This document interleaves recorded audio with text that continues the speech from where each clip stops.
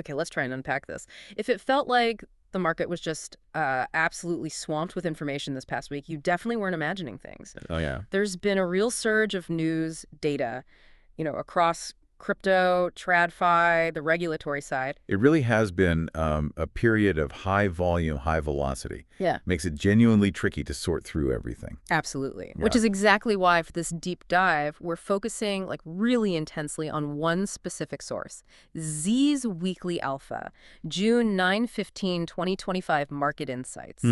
This is their Sunday edition. And what's interesting is how it kind of steps back, looks at those bigger picture, higher time frame trends, and, how the author, Z, is thinking about positioning based on all this recent data. And the report itself mentions its data foundation comes from AIXBT, right? Yeah. With some insights partially shaped by the AIXBT research group. So yeah, we're specifically looking at the market through their lens, this particular source, and its data.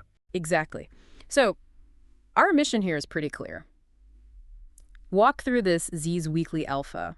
Pull out its most important points, what it flags as key trends, signals about institutional activity, and the portfolio thinking it presents. Yeah. Think of this as your shortcut to grasping what this one specific source pinpointed as critical this past week. And, it's crucial, as always, to remember we are strictly analyzing and presenting the info that's in this report. We're not giving financial advice here, just showing you the perspective laid out in this source material. Right. So with that cleared up, let's dive into what Z's report kicks off with. Weekly smart money trends and sector rotation. And the very first thing it hits on is, well, they call it Solana ETF Preparation Mode. Yeah, what's fascinating here is this sort of confluence of signal Z highlights. The report points out that the big issuers they track, Fidelity, Grayscale, Franklin, Van Eck, they've all filed amended S1s. Okay. And crucially, Z emphasizes these included staking provisions. That seems key to their analysis. And they put a timeline on it too, right? Estimating approval potentially within, 3 to 5 weeks? That feels quite specific. It does, and Z pairs this with something like Circle minting a pretty hefty amount of USDC, 250 million directly on Solana. That was out of 350 million total across all chains that week. Z sees that as a powerful signal. Okay, so Z interprets that specific allocation as suggesting, substantial institutional positioning is already happening, like right on the Solana network itself, maybe anticipating that ETF green light. That's the interpretation, yeah. It's Z's way of saying, look, where the capital's moving, it tells a story. Exactly. Now, shifting gears a bit, within those smart money trends, Z's report next zeroes in on dominance in DeFi Perpetuals, and they specifically call out HyperLiquid. Ah, HyperLiquid. The report notes significant smart money inflows there this week, right? Tallying, $68 of 5K according to Z's tracking, and they state it captures like 80% of the DeFi perps market share. And Z's analysis drills down into HyperLiquid's economics. $4.54 million in daily revenue, with, get this, 97% allocated to token buybacks. Z clearly finds that revenue figure and the tokenomic structure pretty noteworthy within their framework. Wow, okay. Moving from DeFi to another sector, Z's report uses some, pretty strong language. They label it an AI agent bloodbath. It does, yeah. Strong words. Z identifies a massive rotation away from older agent projects, but interestingly frames this downturn as potentially creating entry opportunities. Right. Z uses Iris as a really stark example from their data. Showed it crashed 87% from a peak valuation of $130 million down to just $17 million. Z characterizes that particular move as a classic Genesis holder distribution. So Z's take is this isn't just price going down. It could be a signal that the initial big holders, they've largely cashed out, maybe. Potentially, yeah. It's the suggestion. And interestingly, despite the sector bloodbath, Z's report highlights Frost as leading smart money inflows across all tracked assets this week, seeing 192K flow in, according to their data. Which Z suggests could indicate, some selective capital rotation within the AI agent space, even while the broader sector is correcting pretty hard. Interesting. Okay, let's turn to a major section. Z's report dedicates to institutional adoption in corporate treasuries. Z gives several specific examples here of companies adding Bitcoin to their balance sheets. Yeah, this section brings up an important question Z explores about the expanding scale of adoption. It's not just crypto-native firms anymore. Right. The report lists Angel Studios, a $1.6 billion company, adding 300 BTC, then Mercurity FinTech announcing an $800 million BTC purchase, and Trump Media getting SEC approval for a $2.3 billion Bitcoin treasury. Wow. Z notes that 126 public companies now hold BTC, with 18 implementing what Z calls the Sailor strategy, that continuous accumulation. Those are some pretty impactful numbers pulled straight from Z's analysis. And on the ETF front, beyond just the Solana anticipation, Z's report points out Ethereum ETFs have had, 19 consecutive days of inflows? Totaling over $837 million. And they also note BlackRock's spot Bitcoin ETF now holds 3% of the total Bitcoin supply. 3%, wow. And what Z finds fascinating here is connecting these capital flows to broader signals of enterprise interest and adoption. Z's report mentions Walmart and Amazon exploring stablecoin launches, Okay. and includes that note that all U.S. banks are now authorized for crypto services, referencing an SEC commissioner. Z is trying to paint this picture of widening acceptance, infrastructure build-out, based on these specific points. Right, connecting the dots. Okay, diving into emerging narratives and 7-day performance, Z's report circles back to Solana infrastructure. Again, framing it as a key area for institutional positioning ahead of that potential ETF approval. Yeah, they're really hammering this theme. And Z lists specific projects like JI2 or CA, JUP, and Drift, providing performance metrics and Z's rationale for why they're relevant now. Right. For instance, Z highlights JITO because these report states Fidelity's ETF filing specifically referenced it for staking services. Z sees that as a kind of institutional validation. Makes sense. Then they point to Orcier's $14 million in monthly fees and assert it has a better fee ratio than Radium, based on Z's metrics anyway. JUP gets noted for its dominance as a DEX aggregator and its new MeanPay integration. Okay. And DRT is highlighted for growth in BTC trading volume share on its POOK platform. So Z uses these specific project examples and data points to back up their narrative about focusing on infrastructure plays right now. Got it. And revisiting those AI agents, Z's report notes the sector is down 35% overall, but explicitly states this is, quote, creating opportunities. Yeah, back to that bloodbath creates opportunity idea. Z reiterates the IROS crash, but frames that Genesis holder Exodus as potentially complete, in their view.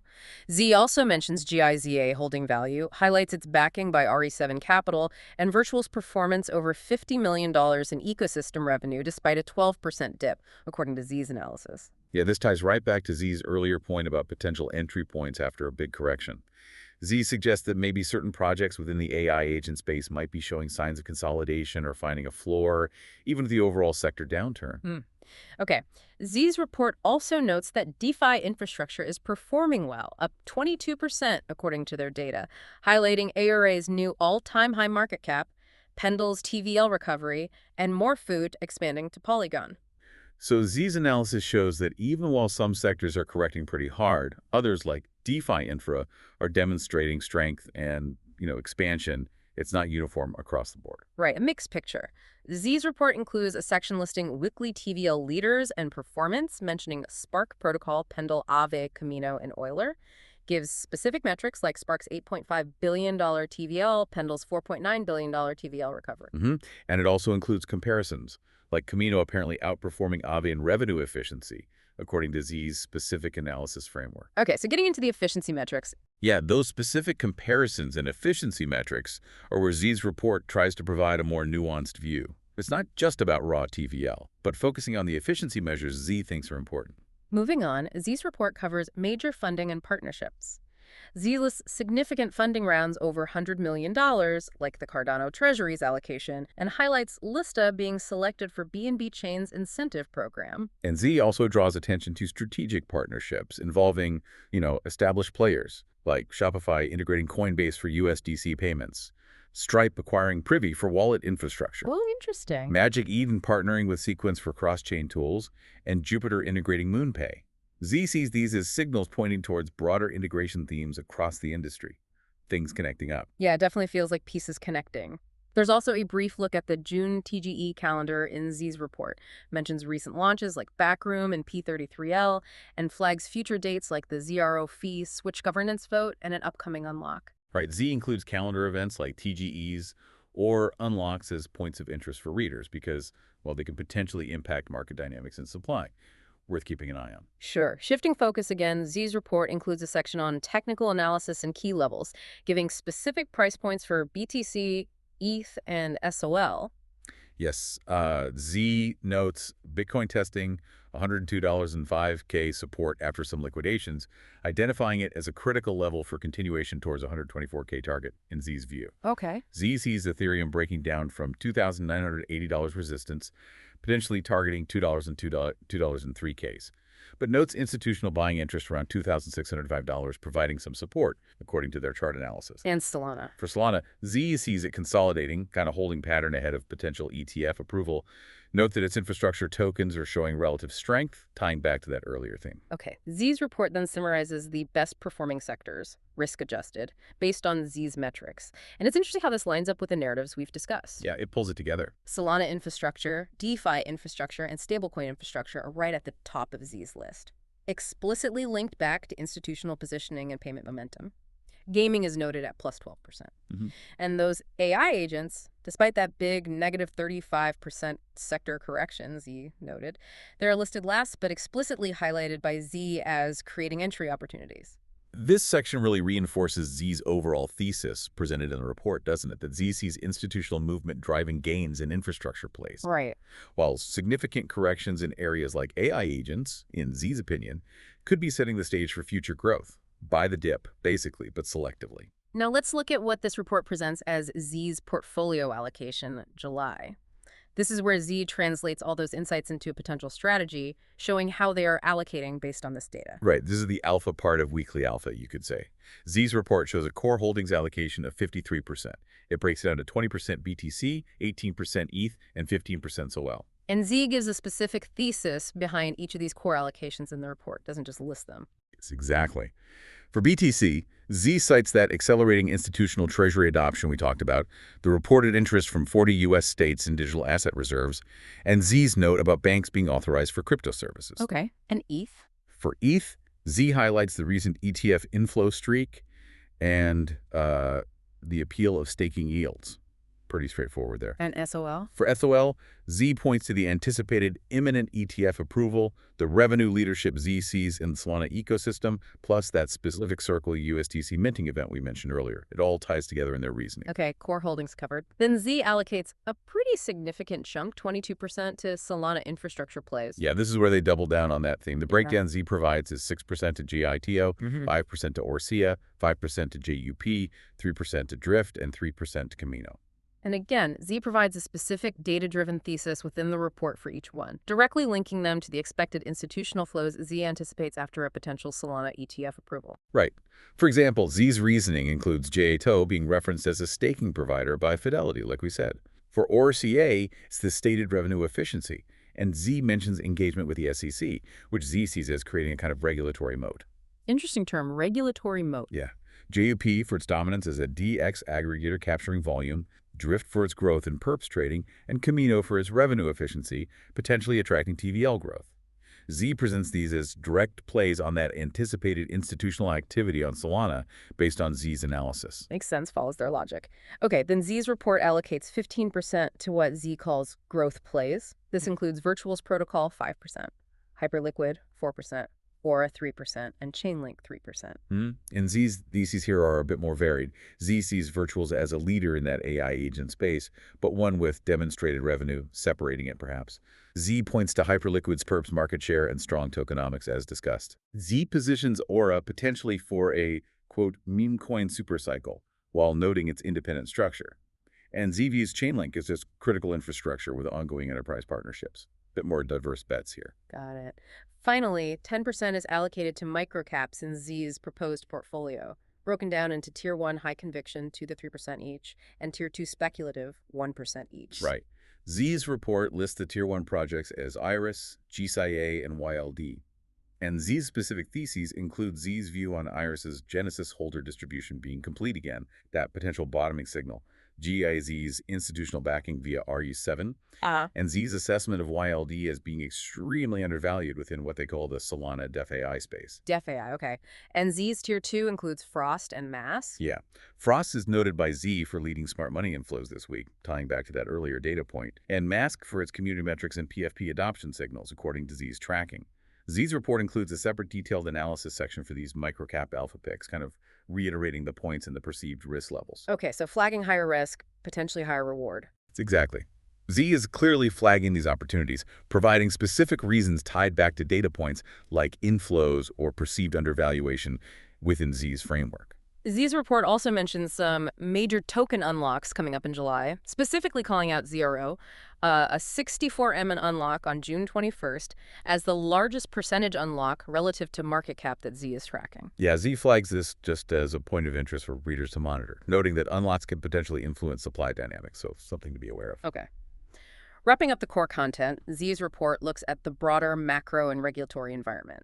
Z lists what Z sees as regulatory wins, such as the SEC reportedly withdrawing certain Gensler-era proposals and the clear timelines Z expects for the Solana ETF. Z even interprets ORCA's engagement with the SEC as potentially creating a first-mover advantage. Right, framing that interaction positively. Z also points to the interest from those 40 U.S. states in digital asset reserves as another positive regulatory sign. And geopolitics. On geopolitics, Z mentions Israel-Iran tensions triggering liquidations, but notes a quick sector resilience in the market, according to Z's observation. The market bounced back quickly in their view. Okay. And Z includes a macroeconomic point connecting gold's performance relative to quantitative easing announcements, suggesting to Z that it implies an imminent monetary policy shift favoring crypto. Yeah, that's Z connecting different elements across the global financial landscape to support their specific crypto market outlook. It's a broader macro interpretation. Gotcha. Z's report concludes with a risk disclaimer, reinforcing Z's view of a time-sensitive opportunity potentially tied to that Solana ETF timeline. Z labels YLD as extremely high risk, but fitting the Solana institutional thesis Z laid out, and states Z's opinion that ORCA is massively undervalued compared to its fee generation. Z basically advises positioning in infrastructure plays before potential institutional flows become more pronounced. Right. Sort of a call to action based on their analysis.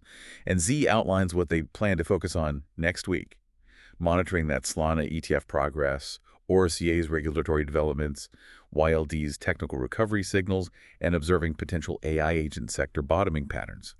Sets up their focus areas. Okay. Phew. We have definitely completed a deep dive into the specific contents of Z's weekly alpha report for June 9th to 15th. We really have. We've pulled out the major themes Z presented, Z's view on that significant push towards Solana ETFs and the related infrastructure plays. Yeah. The increasing institutional appetite reflected in treasury purchases and ETF flows, Z highlighted. Z's perspective on sector rotation, particularly identifying that AI agent market correction as a potential buying opportunity. And, of course, the detailed look at specific project performance and Z's proposed portfolio allocation based on all those insights. And just to reiterate, this was a look specifically at the perspective, the data, the analysis presented in this one report by Z. We focused on what that source highlighted as key for the week and how it informed Z's higher time frame view and their proposed positioning. Precisely. And considering Z's report put such strong emphasis on imminent institutional flows, potentially targeting areas like Solana infrastructure and specific DeFi and AI projects. Well, what implications does that specific viewpoint, Z's viewpoint, have for how you might approach assessing opportunities or just understanding market structure in the weeks ahead? Something to consider as you look at the market through different lenses.